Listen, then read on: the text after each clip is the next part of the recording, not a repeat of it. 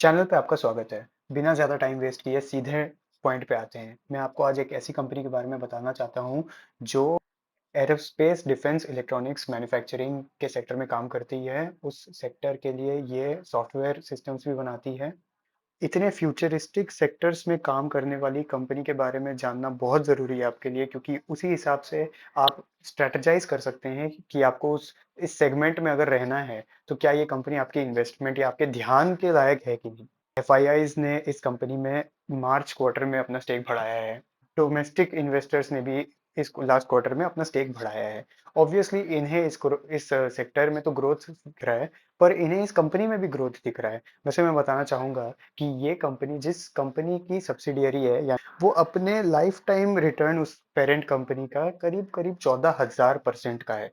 वो बहुत पुरानी लिस्टेड कंपनी है ये, मैं मानता हूँ, लेकिन 14,000% एक बहुत ही शानदार रिटर्न है। और अगर ये उस कंपनी की सब्सिडियरी है जो कि इतने फ्यूचरिस्टिक सेक्टर्स में काम करती है, तो डेफिनेटली आपको पता होना ही चाहिए इसके बारे में। इस कंपनी में अमंसा होल्डिंग प्राइवेट लिमिटेड ने एज एन एफआईआई भी 3.2% का स्टेक उठाया है, और वो पब्लिक में भी 5.1% में शामिल है। यानी कि आपको अगर दिखाई दे रहा है कि पब्लिक ने इस कंपनी में ज़्यादा स्टेक बढ़ाया है, तो पब्लिक की आड़ में एक एफआईआई ने भी 5% स्टेक बढ़ाया है। तो अपार्ट फ्रॉम ये foreign investor, HDFC mutual fund भी इसमें घुसी हुई है, निप्पॉन लाइफ इंडिया ट्रस्टी घुसी हुई है, टीएसपी इंडिया टाइगर फंड इस कंपनी में अपना स्टेक बढ़ाई है।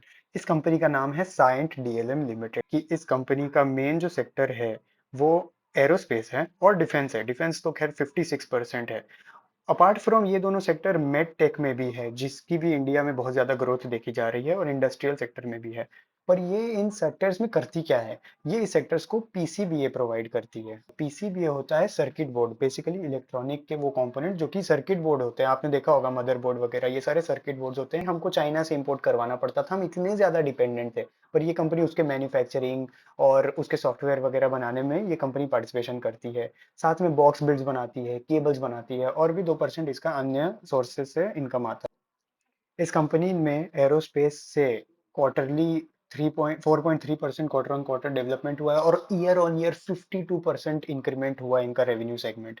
अगर खाली डिफेंस वाले सेगमेंट का बात किया जाए, तो उसमें ईयरली 77.9। ये तो पता ही था ना हमें कि एरोस्पेस में बहुत काम चल रहा है, डिफेंस में बहुत काम चल रहा है। इंडस्ट्रियल में ये कंपनी बहुत ज़्यादा लैग कर रही है। और ये कंपनी मैं आगे बताऊंगा, जो मोतीलाल ओसवाल की रिपोर्ट है, उसमें भी मोतीलाल ओसवाल की रिपोर्ट में भी ये कहा गया है कि ये कंपनी इस सेगमेंट में थोड़ी लैग करती है, थोड़ी पीछे चलती है। लेकिन ऑब्वियसली मैनेजमेंट को ये बात दिखता है, वो इस चीज़ में काम करने के बारे में डिस्कशंस में भी है इसको इम्प्रूव करने के लिए। मेडिकल टेक्नोलॉजी में 25.8% ईयर ऑन ईयर डेवलपमेंट कर रही है कंपनी, और मेडिकल टेक्नोलॉजी तो है ही इंडिया का फ्यूचर। और बाकी सारे सेक्टर्स में भी मतलब एवरेज में 30%, 35.2%, मतलब अच्छा डेवलपमेंट है इस कंपनी में, अपार्ट फ्रॉम कोर टेक्नोलॉजीज। अगर आप इस कंपनी के फाइनेंशियल्स को देखेंगे, तो नेट सेल्स 12.7% से बढ़ा है क्वार्टर ऑन क्वार्टर। पर ईयरली आप देखिए, क्योंकि हमको तो लॉन्ग टर्म के बारे में सोचना है, तो ईयरली भी बहुत ही अच्छा सीएजीआर दे रही है ये कंपनी। ग्रॉस प्रॉफिट बढ़ रहा है, मार्जिन इंप्रूव हो रहे हैं। मार्जिन इस कंपनी का अगर मतलब 20 के ऊपर तो कंफर्टेबल ही रहा है ना, तो बहुत ही अच्छा बात है। मोतीलाल ओसवाल ने ही इस कंपनी का टारगेट करेंट वैल्यू से 25-30% ऊपर का दे रखा है। इस कंपनी ने पिछले 1 साल में 60% का रिटर्न दिया है। ये कंपनी ऑलरेडी अपने हाई से करीब करीब 25% नीचे चल रही है। इस कंपनी का पीई आपको दिखेगा 80 का है। ये 5,000 करोड़ की कंपनी है। इसने 52 वीक हाई बनाया था 883 का, और इसका करंट वैल्यूएशन 675 का है। तो जो मोतीलाल ओसवाल कह रहे हैं, उनका टारगेट करीब करीब 840 850 का है।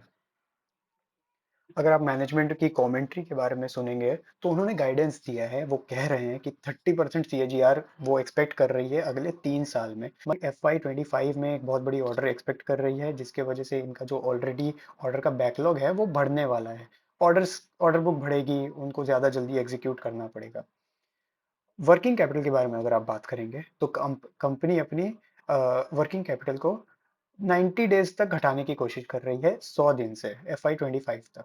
कैसे करेगी वो? वो इन्वेंटरी होल्डिंग पीरियड को मैनेज करेगी, घटाएगी। बेसिकली वर्किंग कैपिटल आप ऐसे समझ सकते हैं कि उस कंपनी के करंट कितने लायबिलिटीज़ है और करंट कितने एसेट्स हैं, तो वो इसको ना इसके नंबर ऑफ डेज़ को घटाने के बारे में सोच रही है कि मतलब लायबिलिटी बहुत दिन तक नहीं रहे उस कंपनी के पास। ये कंपनी और ज़्यादा स्ट्रेंथन करने के बारे में सोच रही है अपने पोज़ीशन को। कैसे? स्ट्रैटेजिक एंगेजमेंट्स करके, बड़े डील्स करके, नए अपॉर्च्युनिटीज़ को टैप इन करके। नए अपॉर्च्युनिटीज़ में स्पेशली आप देखेंगे तो इलेक्ट्रिक व्हीकल और 5G टेक्नोलॉजी। उसको छोड़ के ये इनऑर्गेनिक एक्सपेंशन भी कर रही है क्लाइंट के प्रॉक्सिमिटी और नए ज्योग्राफिकल लोकेशंस में जाके, नए क्लाइंट्स को टारगेट करके, अपनी कैपेबिलिटीज को एक्सपैंड करके।